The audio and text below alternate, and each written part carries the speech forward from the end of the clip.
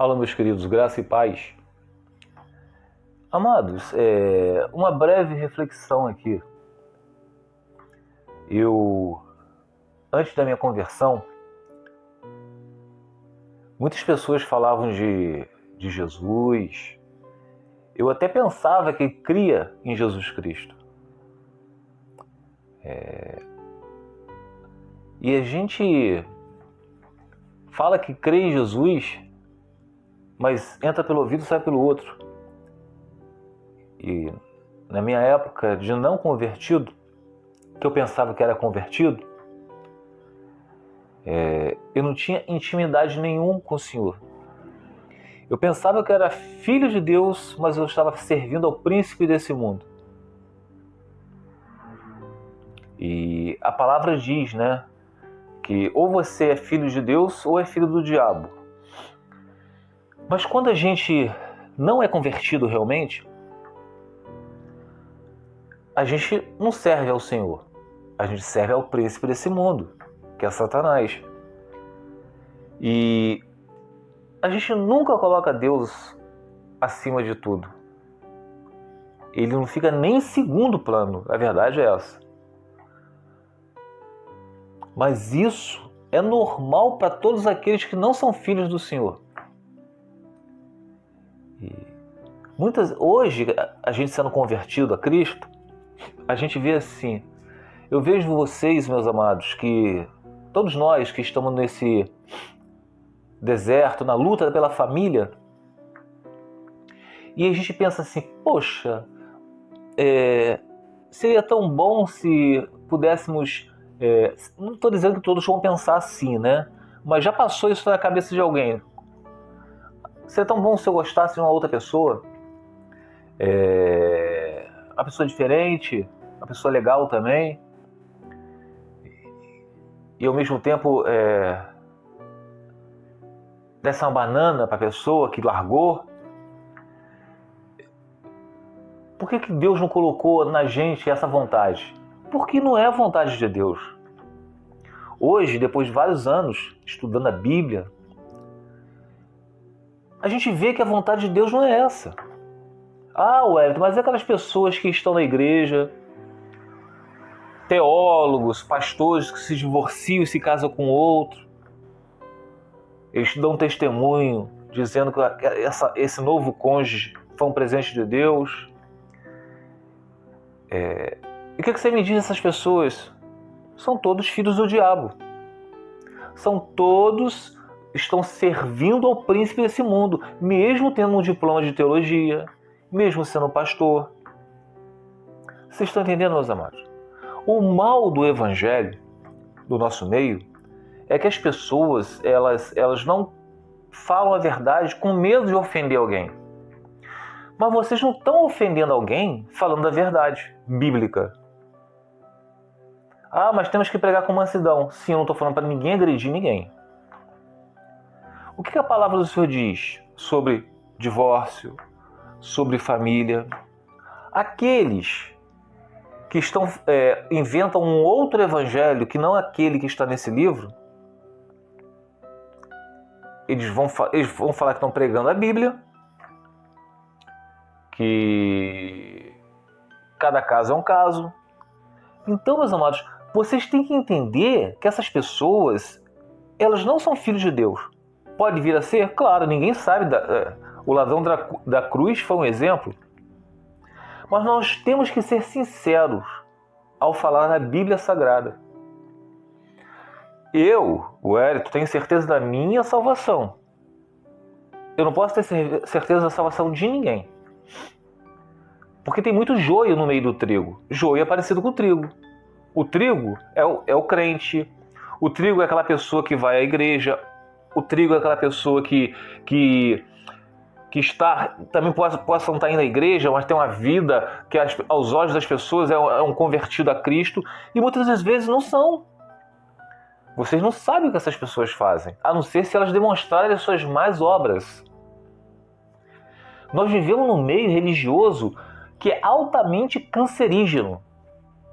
Pessoas que dizem, a Santa Ceia. A Santa Ceia a gente não... Pedro não era convertido quando tomou a Santa Ceia. Então, a pessoa que está na prática do pecado, ela pode participar da Santa Ceia. Aí vocês pensam assim, pode? Então por que o apóstolo Paulo falou que sabia que tinha um homem que dormia com a mulher do pai dele, que era crente, convertido a Cristo, mas estava dormindo com a mulher do pai dele? Vocês estão permitindo esse cara no meio de vocês. Expulse no meio de vocês. Entregue a Satanás. O apóstolo Paulo também falou. Se tem alguém que fala que é cristão, mas pratica as mesmas más obras dos pagãos, expulse do seu meio, porque vocês não devem nem sentar à mesa para comer com pessoas assim. Como é que vocês conciliam isso com a pessoa que uma pessoa que se diz cristão diz que pode participar da Santa Ceia na prática do pecado? Vocês estão vendo, meus amados, como é que não cola? Como é que pode Deus falar que eu odeio o divórcio e vocês irem a uma igreja onde o pastor é divorciado? Ou não, o pastor fala que pode se divorciar, casar com outro. Eu fico assim, de boca aberta, de tanta ignorância bíblica. Olha só, meus amados, vocês aí, estou falando para a família, a pessoa que luta, esse canal é 90% para poder falar sobre o casamento, sobre a família. Porque o primeiro milagre de Jesus foi no casamento. Então isso é a importância do casamento. Em 1 João, capítulo 39, versículo 11, diz assim: todo aquele que é nascido de Deus não pratica o pecado. Pecador todos nós somos, mas ele não pratica o pecado, porque a semente de Deus permanece nele, o Espírito Santo. Essa que é a semente de Deus. Ele não pode estar no pecado, ele não pode praticar o pecado, porque é nascido de Deus. Nós somos os semeadores, a gente semeia o Evangelho. Quem colhe é Deus. Quem colhe é Deus. A semente é de Deus. E essa colheita é o Espírito Santo. É o Espírito Santo que não deixa os filhos de Deus praticarem o pecado. Desta forma, sabemos quem são os filhos de Deus e quem são os filhos do diabo. Quem não pratica a justiça não procede de Deus. E também quem não ama seu irmão.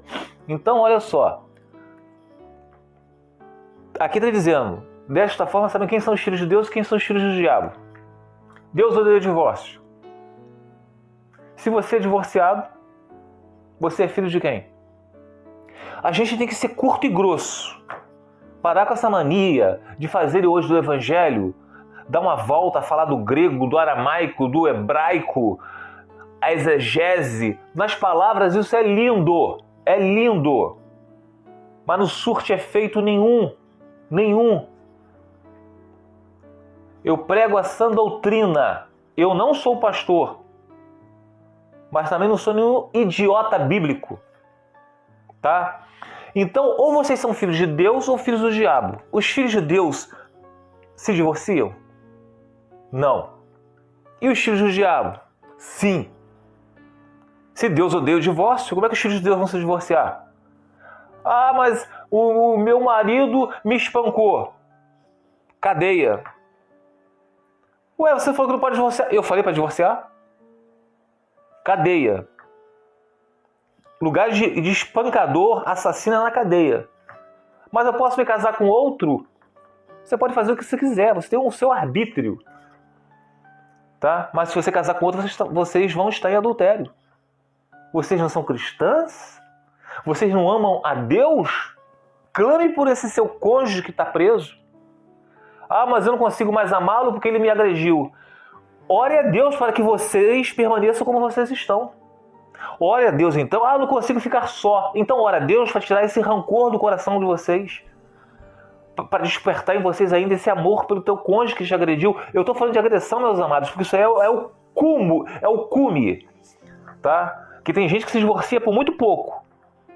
Então não adianta eu fazer uma comparação com algo tão pouco. Eu falo logo de uma agressão que é uma coisa A gente não pode aceitar uma coisa dessa. Por isso que eu estou te falando de agressão. Estou colocando como exemplo uma agressão.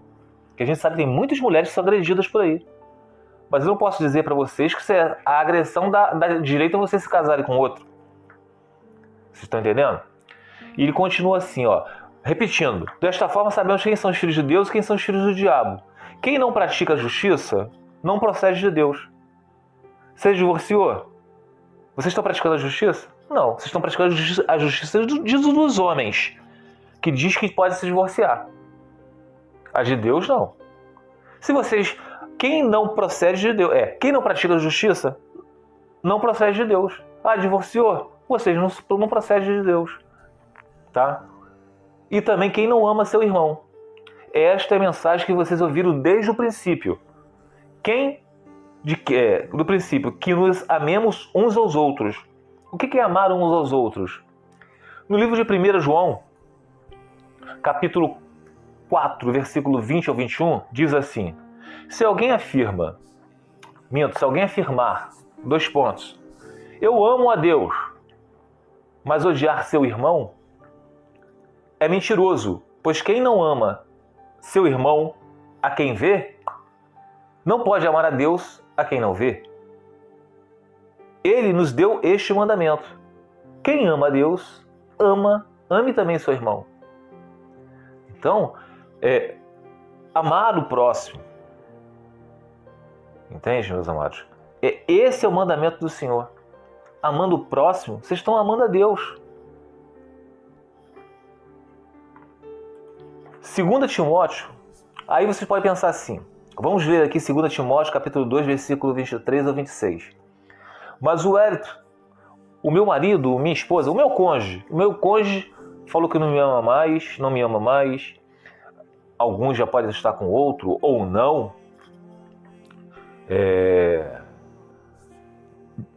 Dizem que eu não posso ficar mandando versículos bíblicos, que tem que deixar ir. Sim, perfeito. O que eu vou fazer, Hélito? Olha o que vocês vão fazer. 2 Timóteo, capítulo 2, versículo 23 a 26. Evite as controvérsias tolas e fúteis, pois você sabe que acabam em brigas. Ao servo do Senhor não convém brigar, mas, sim, ser amável para com todos, apto para ensinar, paciente. Deve corrigir com mansidão os que se lhe opõem, na esperança de que Deus lhe conceda o arrependimento, levando-os ao conhecimento da verdade, para que assim voltem à sobriedade e escapem da armadilha do diabo, que os aprisionou para fazer a sua vontade. Meus amados, o cônjuge de vocês, não adianta vocês mandarem versículos bíblicos, não adianta vocês acusarem que eles erraram, vocês erraram, mas ele também errou. Não adianta fazer essas coisas. Tá? Deve corrigir com mansidão aos que lhe opõem, na esperança de que Deus que vai lhe conceder o arrependimento. Nem isso eles podem. O cônjuge de vocês não pode se arrepender se não for da vontade de Deus. É Deus que concede o arrependimento a ele, levando-os ao conhecimento da verdade. E como é que Deus faz isso? Colocando a semente dele no seu cônjuge, o Espírito Santo, para que assim voltem à sobriedade e escape da armadilha do diabo, que os aprisionou para fazer a sua vontade. O cônjuge de vocês está fazendo a vontade do diabo, porque eles são filhos do diabo. Vocês estão entendendo? Se eles falam que não amam mais vocês, eles estão cegos. O coração do homem é enganoso. Lembrem, tantos testemunhos que a gente vê aí, pessoas que depois voltam, o meu cônjuge falou que não me amava mais, e depois eles falam, fazendo juras de amor. Entende? Para que assim volte à sobriedade e escape da armadilha do diabo, que os aprisionou para fazer a sua vontade. Eles estão fazendo a vontade do diabo, meus amados.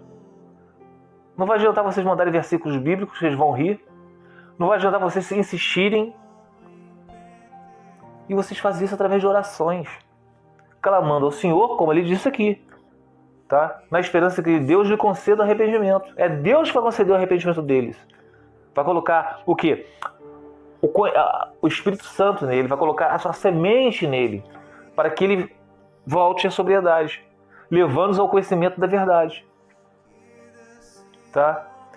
Então,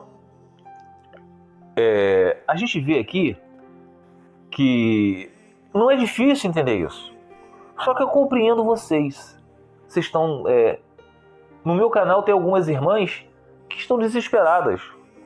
Eu me compadeço dessas irmãs.